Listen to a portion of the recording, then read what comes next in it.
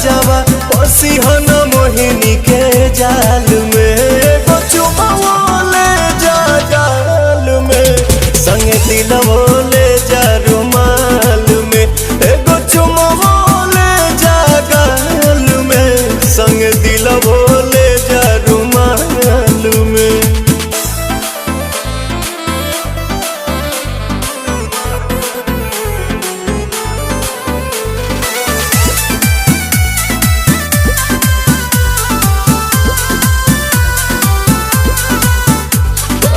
चरा प हमरा तू सायन पिया कोनो दोसरा प मर बनलायन पिया